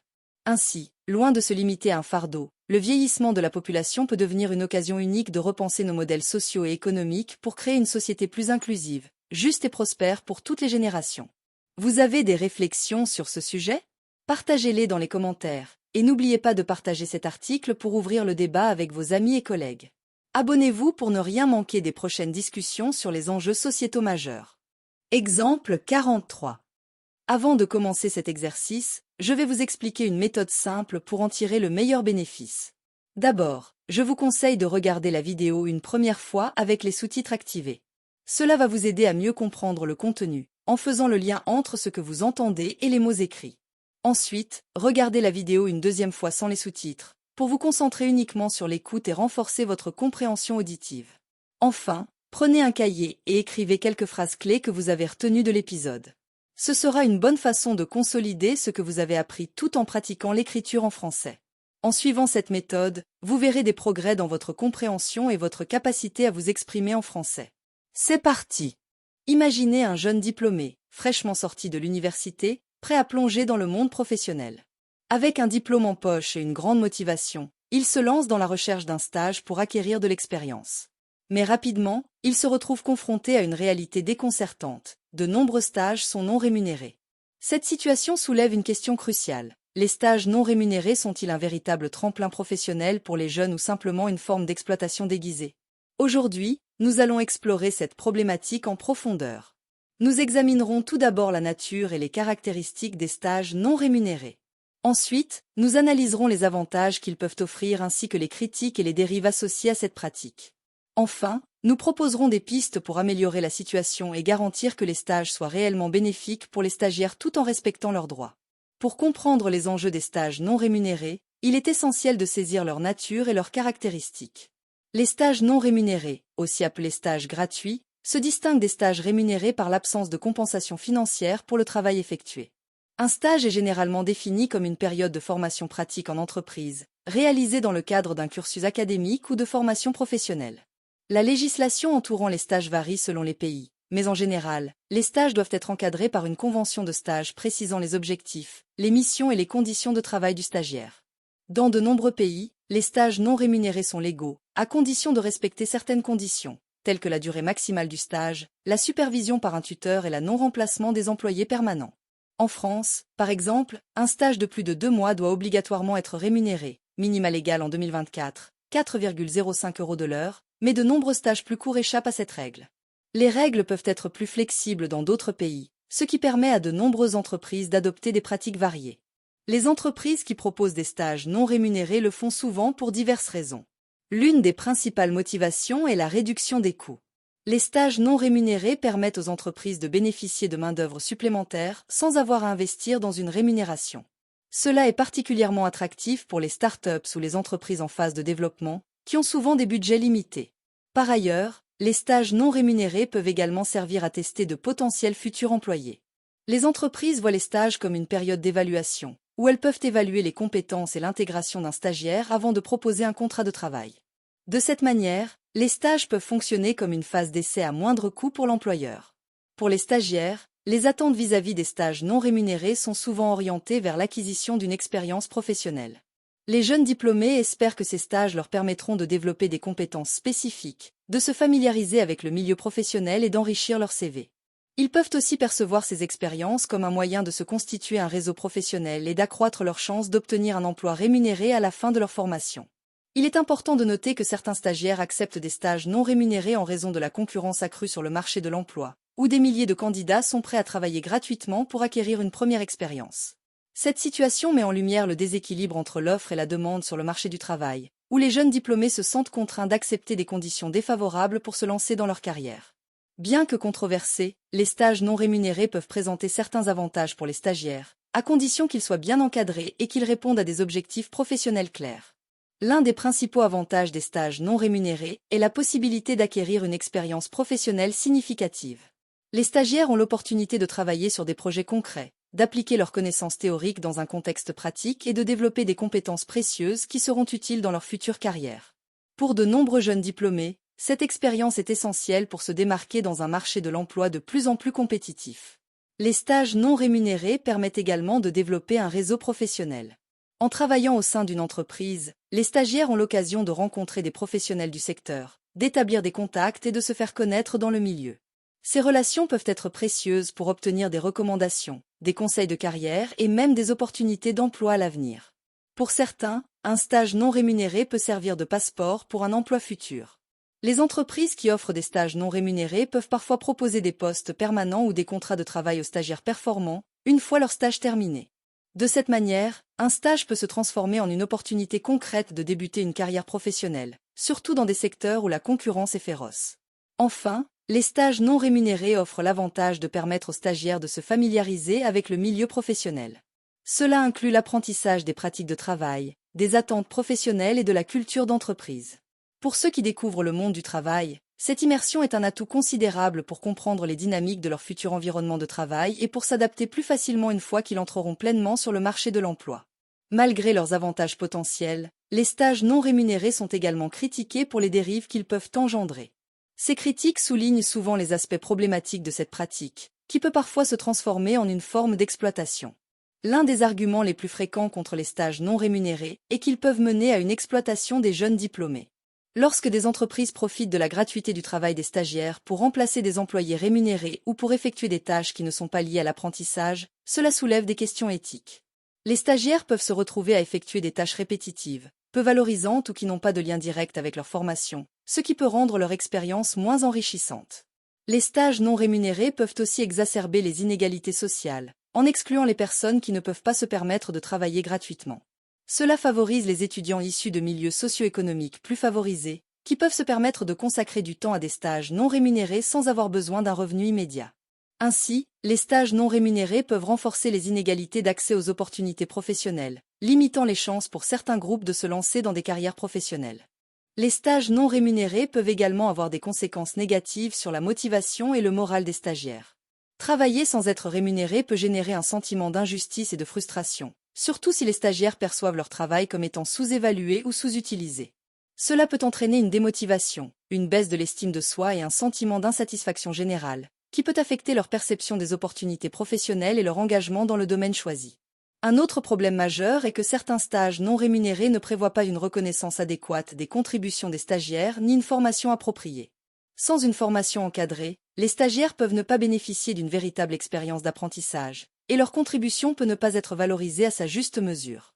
Cela peut aboutir à des situations où les stagiaires sont utilisés principalement pour des tâches administratives ou répétitives, sans recevoir de formation substantielle ni d'encadrement pour développer leurs compétences. Enfin, la précarité des conditions de travail est un problème important. Les stagiaires non rémunérés peuvent être soumis à des conditions de travail similaires à celles des employés permanents, sans bénéficier des droits et protections associés à un emploi rémunéré. Ils peuvent être confrontés à des horaires de travail longs, à des responsabilités élevées et à une charge de travail importante sans compensation, ce qui pose la question de l'équité et de la justice dans la pratique des stages non rémunérés. Pour que les stages non rémunérés soient réellement bénéfiques pour les stagiaires tout en évitant les dérives potentielles, il est essentiel de mettre en place des mesures visant à améliorer les conditions et à garantir que les stages remplissent leur rôle éducatif et professionnel. Une première piste est d'encadrer et de réglementer les stages non rémunérés plus rigoureusement.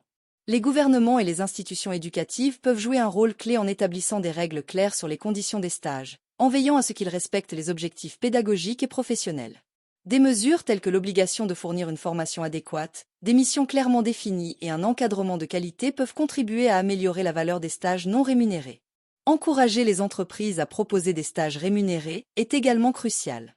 Les institutions académiques, les syndicats et les organisations professionnelles peuvent travailler ensemble pour promouvoir des politiques qui favorisent la rémunération des stages, afin de garantir que les jeunes professionnels reçoivent une compensation équitable pour leur travail.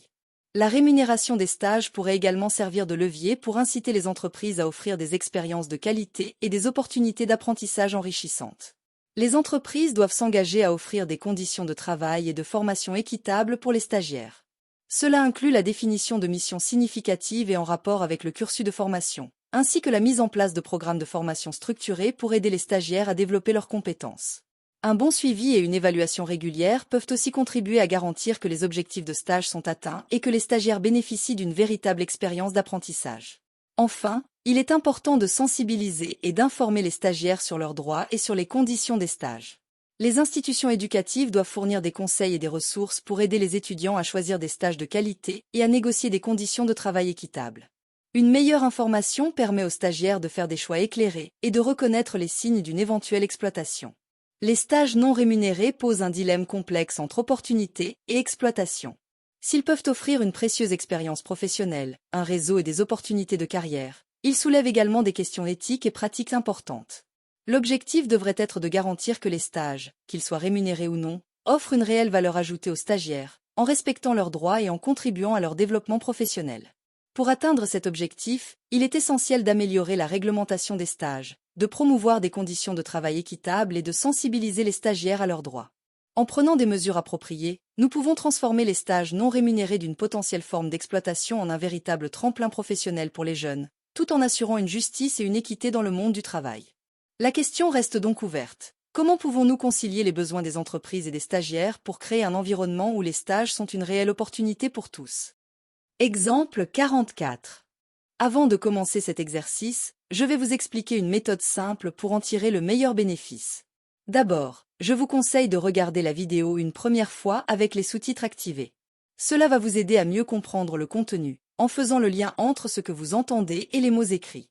Ensuite, regardez la vidéo une deuxième fois sans les sous-titres, pour vous concentrer uniquement sur l'écoute et renforcer votre compréhension auditive. Enfin, prenez un cahier et écrivez quelques phrases clés que vous avez retenues de l'épisode. Ce sera une bonne façon de consolider ce que vous avez appris tout en pratiquant l'écriture en français. En suivant cette méthode, vous verrez des progrès dans votre compréhension et votre capacité à vous exprimer en français. C'est parti! Avez-vous déjà compté combien de fois par jour vous consultez votre téléphone pour envoyer un message, vérifier vos réseaux sociaux ou participer à une réunion virtuelle? Ces gestes, aujourd'hui anodins, reflètent une révolution silencieuse. Les nouvelles technologies se sont immiscées dans nos vies, bouleversant notre façon de communiquer, de nouer des relations et d'interagir avec le monde. Depuis plusieurs décennies, ces innovations numériques redéfinissent profondément notre conception des relations humaines et sociales. À l'heure des réseaux sociaux, des messageries instantanées et de l'intelligence artificielle, comment les nouvelles technologies transforment-elles nos relations sociales, et quelles en sont les conséquences pour nos interactions humaines? Pour répondre à cette question, nous examinerons tout d'abord l'évolution des modes de communication grâce aux nouvelles technologies. Nous analyserons ensuite leurs effets sur la qualité de nos relations sociales. Enfin, nous aborderons les enjeux éthiques et sociétaux liés à l'impact de ces innovations sur la nature de nos interactions. Avant d'explorer en profondeur l'impact des nouvelles technologies sur la qualité de nos relations sociales, il est important de comprendre comment elles ont modifié la manière dont nous interagissons et communiquons les uns avec les autres. Les nouvelles technologies ont apporté une révolution dans notre façon de communiquer, en abolissant les barrières temporelles et géographiques. Grâce à Internet et aux réseaux sociaux, la communication est devenue instantanée. Avant l'apparition des technologies numériques, les relations à distance étaient souvent lentes et difficiles à maintenir. L'envoi de lettres, par exemple, pouvait prendre plusieurs jours, voire semaines, et les communications téléphoniques étaient coûteuses et souvent limitées par la disponibilité des lignes téléphoniques. Avec l'avènement des technologies modernes, cette situation a radicalement changé. Aujourd'hui, une personne peut contacter un proche à l'autre bout du monde en quelques secondes, via des applications comme WhatsApp, Messenger ou encore Zoom. Les appels vidéo et les échanges en temps réel nous permettent de maintenir des relations sociales à distance de manière beaucoup plus fluide et régulière. Les barrières de la distance géographique se sont donc largement estompées, facilitant les échanges et renforçant les liens entre les personnes. Par ailleurs, les réseaux sociaux ont profondément remodelé nos espaces de sociabilité.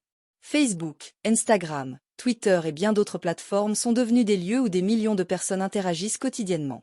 Ces espaces offrent la possibilité de partager des moments de vie, des opinions, des expériences avec un grand nombre de personnes, parfois même des inconnus. Contrairement aux relations sociales traditionnelles, qui nécessitaient souvent une proximité physique et des interactions face à face, les réseaux sociaux permettent à chacun de cultiver des relations dans une sphère virtuelle, où les échanges sont souvent textuels ou visuels, sans nécessairement impliquer une présence physique. Cela permet aussi de multiplier le nombre d'interactions, Là où une personne pouvait avoir un nombre limité de relations en raison de contraintes géographiques ou sociales, les réseaux sociaux offrent la possibilité de maintenir des contacts avec plusieurs centaines, voire milliers de personnes, et de créer des liens avec des individus qu'on ne rencontrerait jamais dans la vie réelle. Un autre aspect notable des nouvelles technologies est l'impact qu'elles ont eu sur les relations amoureuses et intimes. Les applications de rencontres, telles que Tinder, Bumble ou encore Mythic, ont redéfini la manière dont les gens se rencontrent et interagissent sur le plan sentimental. Autrefois, les relations amoureuses se formaient souvent dans des contextes sociaux spécifiques, comme le travail, les loisirs ou les cercles d'amis. Aujourd'hui, grâce aux applications de rencontres, il est possible de se connecter instantanément avec des personnes partageant les mêmes intérêts ou des attentes similaires, sans avoir à se déplacer. Ce phénomène a facilité la mise en relation de personnes qui, dans des circonstances plus traditionnelles, n'auraient probablement jamais eu l'occasion de se croiser. Les applications de rencontres offrent une personnalisation des recherches, permettant à chacun de trouver des partenaires potentiels selon des critères spécifiques, qu'ils soient géographiques, professionnels ou même basés sur des valeurs ou des intérêts communs. Si les nouvelles technologies ont incontestablement facilité la communication et multiplié les opportunités de rencontres, leur impact sur la qualité des relations sociales fait l'objet de débats. Ces innovations ont en effet bouleversé la manière dont nous concevons et vivons nos interactions, avec des conséquences parfois positives, mais aussi négatives. L'un des effets négatifs les plus souvent évoqués est le risque d'une superficialité accrue dans les relations sociales. Les réseaux sociaux, bien qu'ils permettent de maintenir le contact avec de nombreuses personnes, favorisent des interactions souvent brèves et peu profondes. Les likes, les partages et les commentaires rapides remplacent souvent des échanges plus riches et plus nuancés. De plus, le format des publications sur ces plateformes pousse souvent à une mise en scène de soi, où l'image que l'on projette est soigneusement construite pour être valorisante. Cette superficialité peut entraîner un manque de profondeur dans les relations, où les interactions se réduisent parfois à des échanges rapides et formels, sans véritable connexion émotionnelle. Contrairement à une conversation face à face, qui permet une lecture des émotions, du langage corporel et des intonations, les interactions en ligne peuvent parfois sembler désincarnées et distantes. Ce manque d'engagement émotionnel dans les relations virtuelles peut conduire à un sentiment d'isolement, malgré l'apparente multiplication des interactions. Un autre paradoxe des nouvelles technologies est qu'elles peuvent, dans certains cas, renforcer un sentiment de solitude. Bien que nous soyons plus connectés que jamais, cette hyperconnexion ne garantit pas des relations humaines plus profondes ou plus satisfaisantes. Certaines personnes, malgré leur présence active sur les réseaux sociaux, peuvent ressentir un isolement émotionnel, car les échanges virtuels ne suffisent pas à combler leurs besoins affectifs. L'utilisation excessive des technologies peut également mener à un isolement physique. Passer des heures devant un écran, à interagir avec des contacts virtuels, peut réduire le temps consacré aux interactions en personne, qui sont pourtant essentielles au développement de relations humaines authentiques et enrichissantes. Ainsi, les nouvelles technologies peuvent parfois éloigner les individus de leur entourage proche, en les incitant à privilégier des interactions virtuelles au détriment des échanges directs. Les nouvelles technologies ont également transformé nos normes sociales et nos codes de politesse. Avant l'avènement des smartphones et des réseaux sociaux, les interactions sociales étaient soumises à des règles bien établies, telles que l'importance de la ponctualité, le respect des espaces privés et l'attention accordée à son interlocuteur lors d'une conversation en face à face. Aujourd'hui, ces règles ont évolué avec l'utilisation omniprésente des appareils numériques. Il n'est pas rare de voir des personnes interrompre une conversation pour consulter leur téléphone ou répondre à un message instantané. Ce phénomène, appelé phubbing, phone snubbing, illustre la manière dont les technologies ont modifié nos priorités sociales, où l'attention est parfois accordée davantage aux interactions virtuelles qu'aux personnes présentes physiquement. Ces nouvelles normes peuvent entraîner des malentendus et des tensions dans les relations, car elles modifient les attentes en matière de politesse et d'attention mutuelle. Si les nouvelles technologies transforment nos relations sociales, elles posent également des questions éthiques et sociétales importantes, notamment en ce qui concerne la protection de la vie privée, la surveillance et les inégalités numériques. Les réseaux sociaux et les nouvelles technologies soulèvent d'importantes questions liées à la vie privée. Lorsque nous interagissons en ligne, nous laissons des traces de nos échanges, de nos publications et de nos préférences. Ces données peuvent être utilisées à des fins commerciales, pour cibler des publicités ou proposer des contenus adaptés à nos habitudes de consommation. Si cela peut sembler anodin, cette collecte massive de données soulève des enjeux de surveillance et de contrôle. Qui a accès à nos informations personnelles? Dans quelle mesure nos interactions en ligne sont-elles observées et exploitées à notre insu? L'intimité des relations sociales est donc menacée par cette surveillance omniprésente. Les conversations que nous pensions privées peuvent être collectées, analysées et monétisées par des entreprises qui cherchent à maximiser leurs profits. Cette perte de contrôle sur nos données personnelles peut également affecter la nature de nos relations, en rendant les interactions en ligne moins spontanées, par crainte d'être surveillées. Un autre enjeu majeur est celui des inégalités numériques. Si les nouvelles technologies ont permis à un grand nombre de personnes de rester connectées et de maintenir des relations sociales malgré la distance, tout le monde n'a pas un accès égal à ces technologies. Le fossé numérique, c'est-à-dire l'inégalité d'accès aux technologies et à Internet, creuse les disparités sociales entre ceux qui ont les moyens et les compétences pour utiliser ces outils et ceux qui en sont exclus. Ce fossé est particulièrement visible dans les pays en développement, où l'accès à Internet reste limité, mais aussi au sein des populations les plus vulnérables des sociétés industrialisées, comme les personnes âgées ou celles issues de milieux défavorisés. Cela entraîne une fracture sociale entre les personnes capables de participer pleinement à cette nouvelle sociabilité numérique et celles qui en sont exclues. Cette situation renforce les inégalités sociales existantes, en créant des divisions basées sur l'accès aux technologies. Enfin, les intelligences artificielles, IA, et les algorithmes jouent un rôle de plus en plus important dans nos relations sociales. Les plateformes sociales utilisent des algorithmes pour déterminer quels contenus apparaissent dans notre fil d'actualité, influençant ainsi les informations que nous voyons et les interactions que nous avons. Ces algorithmes, conçus pour maximiser l'engagement, peuvent nous pousser à interagir davantage avec certains types de contenus, souvent au détriment de la diversité des opinions. Cela pose la question de la bulle de filtrage, où les utilisateurs sont exposés principalement à des contenus qui confirment leurs opinions et leurs croyances, renforçant ainsi les biais cognitifs et réduisant la diversité des interactions sociales. En plus de cela, les IA sont de plus en plus utilisées pour simuler des interactions humaines, comme dans le cas des chatbots ou des assistants virtuels, ce qui pourrait, à terme, modifier notre conception même de la relation sociale, en nous poussant à interagir de plus en plus avec des machines plutôt qu'avec des êtres humains. En conclusion, il est indéniable que les nouvelles technologies ont profondément transformé nos relations sociales, en facilitant la communication, en nous offrant de nouvelles opportunités de rencontres et en redéfinissant les espaces de sociabilité. Cependant, ces transformations ne sont pas sans conséquences. Elles peuvent entraîner une superficialité des échanges, un sentiment d'isolement paradoxal et des enjeux éthiques liés à la surveillance et aux inégalités numériques. Si la technologie continue d'évoluer à un rythme effréné, il est essentiel de prendre conscience de ses effets sur nos interactions sociales et de réfléchir aux moyens d'en tirer le meilleur parti, tout en minimisant ses impacts négatifs. La question qui se pose alors est: comment pouvons-nous réconcilier les avantages de la technologie avec le besoin fondamental d'interaction humaine profonde et authentique?